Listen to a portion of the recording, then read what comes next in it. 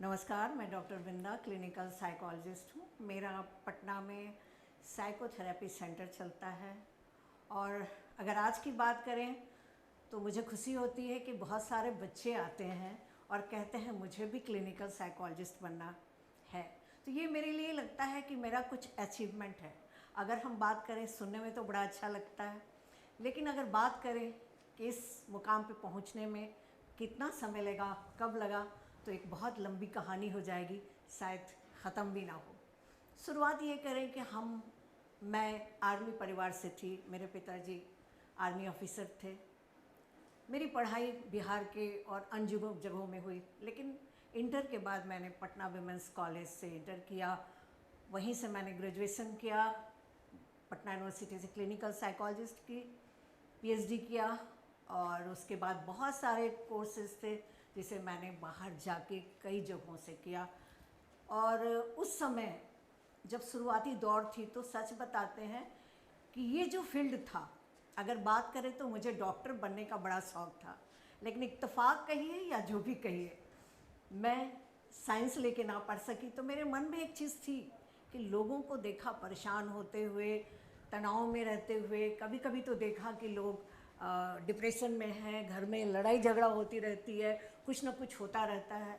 तो ऐसे में मुझे लगा कि इन लोगों का इलाज क्यों नहीं हो सकता है।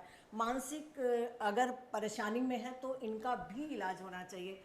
तो मैं इस सब्जेक्ट को लेके आगे बढ़ी और मुझे बहुत खुशी है कि जिसके अंडर में मैंने पीएचडी किया वो पटना की एकमात्र सबसे नामी साइकोथेरेपिस्ट थे।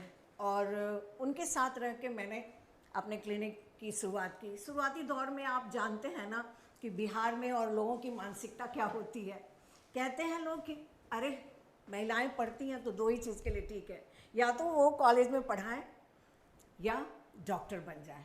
चलो डॉक्टर तो नहीं बना, लेकिन ये दिमाग में था कि मैं क्लिनिकल साइकोलॉजिस्ट बन के अपने आप को स्थापित करूँगी।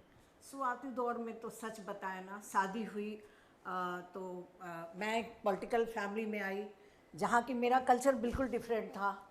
आर्मी फैमिली का डिसिप्लिन और यहाँ आके पॉलिटिकल फैमिली, दोनों बहुत कंट्रास्ट था।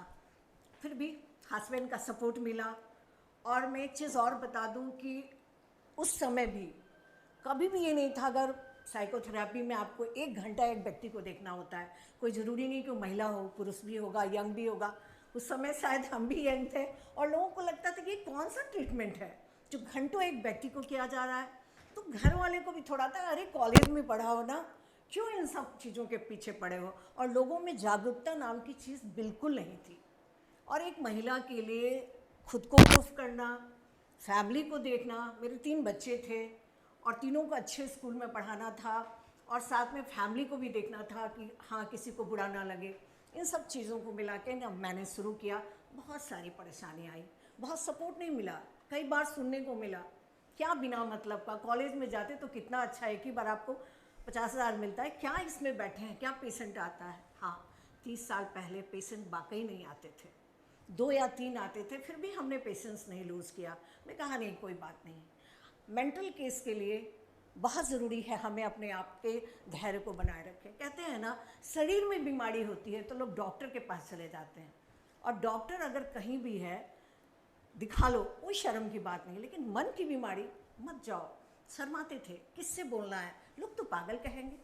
लेकिन मैंने कहा, इस चीज़ को प्रूफ किया कि नहीं, मानसिक परेशानी शारीरिक परेशानी से भी ज़्यादा तकलीफ़दायक होती है। अगर मन की बात कोई ना सुने ना, तन तो हमेशा ही बीमार रहता है। मैंने इस बात को एक गांठ बांध ली कि नहीं, मुझे इसी फील्ड में जितना हो सकता है उससे मैं अपने आप को आगे बढ़ाऊंगी। और हुआ भी यही कि मैंने पीछे नहीं आई। और एक चीज़ और मैं आपको बता दूं कि जो महिलाएं किसी भी क्षेत्र में आगे बढ़ती हैं, पैर खींचने वाले, बोलने वाले हज़ारों होते हैं। आप डॉक्टर हैं, फिजिशियन है, कोई भी डॉक्टर है, आप कोई छोटा सा केबिन बना के भी रह सकते हैं, लेकिन जो हमारा फील्ड है ना, उसमें आपका इन्वायरमेंट ऐसा होता है कि बहुत कोजी होना चाहिए। इसके लिए आर्थिक रूप से भी स्ट्रांग होना चाहिए, क्योंकि मेरे घर में ये चीज़ें फैसिलिटीज़ मुझे मिली जो मेरे लिए बहुत ही मायने रखती थी।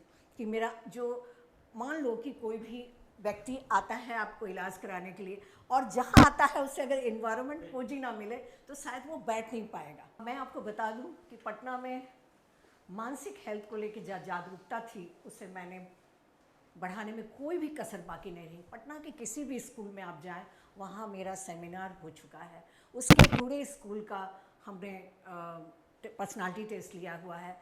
सभी कॉलेजों में मैंने ट्रेनिंग दी है, बहुत सारे सेमिनार करवाए हैं। और इससे एक चीज़ हुआ कि लोगों में मेंटल हेल्थ को लेके बहुत जागरूकता आई। लोगों ने समझा कि अगर शरीर बीमार है तो कोई बात नहीं, लेकिन मन बीमार मत करो, क्योंकि तुम्हारे एक मन के बीमार होने से पूरा परिवार बीमार हो जाता है। और इस चीज़ों को मुझे खुशी है कि मैंने चाहे जो भी परिस्थितियाँ आई हों, कहीं भी आज जितने हेल्थ लाइन में हैं या जहाँ भी हैं, मैंने उनको ट्रेनिंग दिया है। मैं ऐसा कोई कॉलेज नहीं है जिसमें मैंने लड़कियों को नहीं बताया कि तुमको मेंटली कैसे स्ट्रांग रहना है, क्योंकि अगर मेंटली डिस्टर्ब होते हैं तो साइकियाट्रिस्ट के पास जाते हैं, साइकियाट्रिस्ट उनको दवा देता है, उनके बारे में उतनी चीज़ें नहीं जानता है कि उसका कॉज क्या था। लेकिन हमारा जो ट्रीटमेंट है उसमें बताते हैं कि जो परेशानी तुम्हें थी उसके पीछे का कारण कहाँ है और उस कारण से तुम्हें निकलना है। मेडिसिन लास्ट स्टेज में लेना है। जब तक आप शुरुआती दौर में अपने आप को स्ट्रांग नहीं बना लेते हैं तो आपको ज़रूरत ही नहीं पड़ेगी किसी मेडिसिन खाने के लिए। इसके लिए जागरूकता की बहुत ज़रूरत थी। मैं आपको ये भी बता दूं कि कहते हैं लोग कि जब महिलाएं काम करती हैं तो अपने घर को नहीं देखती हैं, लेकिन मैं हमेशा से महिलाओं पे मैंने बहुत ज़्यादा काम किया है, और मैं यही प्रूफ करना चाहती हूँ कि महिलाएं जो काम करती हैं वो सिर्फ बाहर का काम नहीं करती हैं, वो अपने घर को भी उतना ही ढंग से, उतना ही अच्छे से अपने बच्चों की परवरिश करती है। और ये तब होता है जब एक महिला स्ट्रांग होती है मेंटली एंड फिजिकली। और यही चीज़ हमने समाज को बताया, लोगों को बताया, लोगों को जागरूक किया।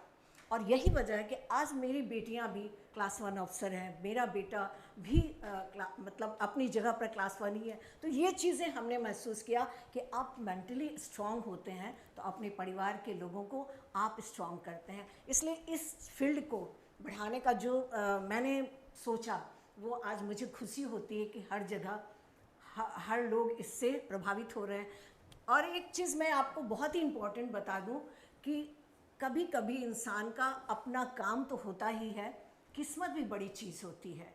जो मुझे मिला भगवान की दया का है।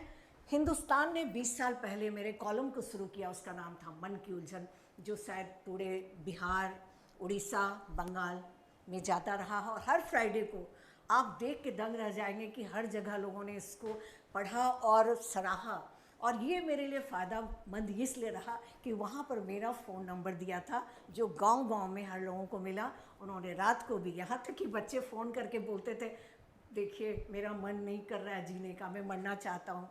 तो रात को 2 बजे मैं फ़ोन उठा के कहती थी कि जितना हो सकता था मैंने कोशिश की। इवन कि कोविड में आपने देखा होगा कि मैंने फ्री काउंसलिंग की हर रात को हर लोगों को। और इत्तेफाक कहे या दुख की बात करें कि सिर्फ कोविड के 2 महीना 3 महीना पहले मेरे हस्बैंड की डेथ हो गई, उसके बावजूद भी हमने ये नहीं कहा लोगों से कि हम परेशान हैं। हमने कहा कि नहीं, आपकी परेशानी मेरी परेशानी से कम नहीं है। आपके घर में जो प्रॉब्लम है, कभी भी आप ये महसूस मत कीजिए कि हम आपके साथ नहीं हैं। तो ये जो फील्ड है उसे आज बढ़ाने के लिए मैंने जितना हुआ।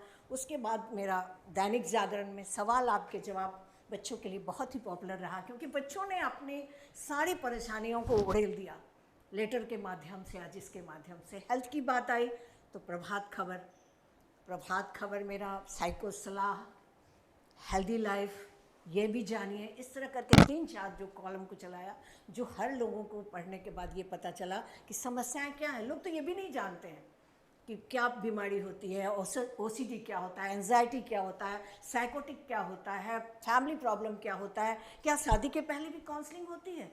किसी को भी पता नहीं था, लोग जी रहे थे। जीने का तो तरीका बहुत था, लेकिन आज जो जी रहे हैं उसमें खुशी होती है कि लोग ये जानते हैं कि मेरे लिए सही क्या है और मैं कैसे अपने बच्चों को सही रास्ते पे ले जाऊं। आज एकेडमिक प्रॉब्लम हो, शायद 20 साल से मैं दूरदर्शन आकाशवाणी से जुड़ी रही, जो हर दम आप पढ़ते होंगे या सुनते होंगे। बच्चों को मैंने बताया, किशोरों को मैंने बताया, हर कोई ये बताने की कोशिश की कि आप जब स्ट्रांग बनते हैं, अपनी परेशानियों का साझा करते हैं अपने परिवार के साथ, अभी का जो प्रॉब्लम आप सब देख रहे हैं कि मोबाइल एडिक्शन वाली बहुत बड़ी समस्या घर घर की हो गई है, उसमें भी मैंने कोशिश करी कि किस मोबाइल एडिक्शन से लोगों को निकाला जाए, कैसे उनमें मतलब चेंज लाया जाए और परिवार के बीच कैसे तालमेल किया जाए। और हमारा बहुत लंबा ट्रीटमेंट होता है। साइकोथेरेपी सिर्फ टॉक थेरेपी नहीं होता है। लोगों को लगता है काउंसलिंग तो कोई भी कर देता है, अपने घर में अपने बच्चों को कर देते हैं, रोड पे बड़े हुए हैं या किसी के कोचिंग इंस्टीट्यूट में कोई काउंसलिंग कर देता है। कि हमारी काउंसलिंग नहीं होती है, हमारी साइकोथेरेपी होती है, जैसे बहुत सारे प्रोसेस होते हैं। कॉग्निटिव थेरेपी होती है, टॉक थेरेपी होती है, स्टॉप थेरेपी होती है, फैमिली थेरेपी होती है, बहुत सारे इतने सारे थेरेपी हैं कि आप आश्चर्यचकित हो जाएंगे, क्योंकि पर्सन टू पर्सन वैरी करता है। और मुझे इस बात की बहुत खुशी है कि मैं इसमें लोगों को मैंने जागरूक किया, खुद भी अपने परिवार को कभी निगलेक्ट नहीं किया। और मैं लड़कियों से भी कहूँगी, आने वाले जनरेशन से भी कहूँगी कि वो पेशेंस लूज़ मत करें। जो एबिलिटी आपके पास है, कोई ज़रूरी नहीं है आप डॉक्टर बन जाए, कोई ज़रूरी नहीं है आप इंजीनियर बने, आप जो बने जो आप चाहते हैं, लेकिन आपको उसमें अपना 100% देना है। और फीमेल को या लड़की को कभी भी समाज एक्सेप्ट नहीं करती है, आपको खुद बनाना है उस लायक कि समाज आपको एक्सेप्ट करे। तो ये चीज़ें मैंने कोशिश करी और लड़कियों में ये चीज़ें आई, वो मेरे लिए बहुत मायने रखा। अगर आप और सुनना चाहें तो बहुत लंबी कहानी होगी, बस मैं यही लोगों से कहना चाहूँगी कि खुद को स्वस्थ रखना है, तन को स्वस्थ रखना है तो मन को रखें, और जो भी काम करें पेशेंस के साथ करें। अगर परेशानी हो, आपके मन में किसी तरह का डिप्रेशन हो, आपकी पत्नी परेशान चल रही हो, आपके बच्चे एकेडमिक प्रॉब्लम में हो, आपके फैमिली में किसी तरह का मेंटल प्रॉब्लम हो, आप बिना शर्माए लोगों के पास आएँ, क्योंकि अगर शरीर आपका है ना तो मन किसी पड़ोसी का नहीं है, इस बात को कभी मत भूलें। इसलिए मन चंगा तो शरीर भी सही है, और शरीर सही रखना है तो मन को स्वस्थ रखें। ऐसा आपने जो शुरुआती दौर में जब मैंने इस फील्ड को चुना तो हस्बैंड का सपोर्ट ज़रूर था, लेकिन मेरे घर में चूँकि पॉलिटिकल लोग थे, उन्होंने कहा ऐसा क्या है, कॉलेज में जाएगी पढ़ाएगी। मैंने कॉलेज को रिज़ाइन किया 81 में, मुझे नहीं पसंद था। मैं पढ़ाती हूँ, ऐसा नहीं कि मैंने नहीं पढ़ाया, मैं कई साल तक पीजी डिपार्टमेंट से लेके बीएड एमएड सबको पढ़ाया, लेकिन मेरा फोकस वो पढ़ाना नहीं था, क्योंकि मेरे अंदर में था कि नहीं, मुझे ट्रीटमेंट ही करना है और मैं खुद को प्रूफ कर दूँ। एक बात बता दूँ आपको कि जब मेरे घर में बोर्ड हमने लगवाया 30 साल पहले, जो बोर्ड अभी भी पड़ा हुआ है, चेंज नहीं हुआ है, तो मैंने घर वाले से कहा कि भाई इसका नाम रख दिया जाए। सारे डॉक्टर ने अपने क्लिनिक का नाम रखा है, मेरा कोई नाम नहीं है। उन्होंने अरे कोई नहीं, क्या ज़रूरत है, तुम्हारा क्या पैसा आता है, इसको क्लिनिक का नाम देने की क्या ज़रूरत है। लेकिन इत्तफाक कहिए या जो भी कहिए, आज मेरा डॉक्टर बिंदा सिंह के नाम से मेरी क्लिनिक चलती है, जिसे किसी नाम लेने की ज़रूरत नहीं पड़ी। सपोर्ट मिलता नहीं है, सपोर्ट के लिए खड़ा होना होता है। लोग बार बार पैर खींचते हैं, पैर खींचने से अगर आप हट गए तो आप कोई भी मंजिल को नहीं पा सकते। ये हमने शुरू से अपने बच्चों को कहा, अपने अगल बगल के लोगों को कहा, और ख़ास करके महिलाएं आज जो स्ट्रांग हो रही हैं। स्ट्रांग का मतलब नहीं होता है कि आप लड़ाई झगड़ा करें, स्ट्रांग का मतलब होता है कि आप खुद को प्रूफ करें कि आप भी हैं सक्षम, और आपका भी योगदान परिवार में उतना ही है जितना आपके घर के पति। सपोर्ट नहीं मिलता है, सपोर्ट लाने के लिए आपके अंदर का जो मोटिवेशन होता है उसको डिसिप्लिन में लाना होता है। जैसे बच्चे कहते हैं मैं पढ़ना तो चाहता हूँ, पढ़ नहीं पाता। बच्चे कहते हैं मुझे सब आता है पर क्या करूँ। तो आपके पास मोटिवेशन है लेकिन डिसिप्लिन कहाँ है। कोई बच्चा अगर मान लो 5 साल के बाद आता है और कहता है कि मैडम आपको याद है मैं आपके पास आता था डिप्रेशन में, आज मैं ये फ़लाने जगह पे मैंने आईआईटी कर लिया है, जो कि वो पता चलता है कि मैंने क्या दिया है लोगों को, और लोगों के बीच आज मेरी जो पहचान बनी है उसके लिए मैं खुद को खुशी महसूस करती हूँ। तो ये मेरे लिए बहुत मायने रखता है। तकलीफ़ तो आती है, हर इंसान की ज़िंदगी में तकलीफ़ होती है, पर जब हम इस फील्ड में हैं और अपनी ही तकलीफ़ को साझा करेंगे तो आप मेरे पास क्यों आएंगे। हर समय अगर हम ही बताएं कि मेरे साथ, हमारा जो प्रोफेशन है उसमें ना हम पूर्वाग्रह से ग्रसित होते हैं, ना ही हम अपनी परेशानी को दूसरे से बताते हैं। हाँ, कुछ झूठ भी बोलने पड़ते हैं, कुछ कहानियाँ भी गढ़नी पड़ती हैं ताकि वो खुश हो जाए और सोचे कि ना जो गलती मैंने की है ये भी तो कर चुकी है, मुझे निकलना है। आज शराब पी के हर घर में देखेंगे लोग मार रहे हैं, पीट रहे हैं, बीमार पड़ रहे हैं। आज कितनी ज़रूरत है इसकी, लेकिन कोई समझने को तैयार नहीं। लेकिन इस फील्ड में आके मुझे बहुत खुशी है कि मैंने बहुत सारे घरों में जहाँ लड़ाइयाँ होती थी, जहाँ बच्चे डिप्रेशन में जाते थे, जहाँ पत्नियों को समझ में नहीं आता था कि मुझे क्या करना चाहिए, यंगस्टर को ये पता नहीं था कि मैं से किस फील्ड को चुनना है। आज भी जिस परिवार में चले जाइए, माँ बाप बच्चे से उम्मीद करते हैं मेरा बच्चा ITN बनेगा, मेरी बेटी ये डॉक्टर बनेगी। पता ही नहीं है कि बच्चे की क्षमता क्या है। उसे हमने कोशिश करी कि आप समझे, अपने बच्चों की क्षमता को समझे और बच्चों को ये बताया कि अगर तुम्हें लगता है कि ये तुम नहीं कर सकते हो, खुल के अपनी बातों को करो। और ये बहुत बड़ी चीज़ है। हमारा जो ये थेरेपी है, इसमें ये चीज़ कहते हैं कि परिवार का सपोर्ट दुनिया का सबसे बड़ा सपोर्ट होता है। बाहर में आपको कोई कुछ बोल दे, लेकिन घर में अगर कंधे पे किसी ने हाथ रखा तो आधी बीमारी तो आपकी वहीं ख़त्म हो जाती है। और सच माने में हर माँ बाप बच्चे का डॉक्टर है।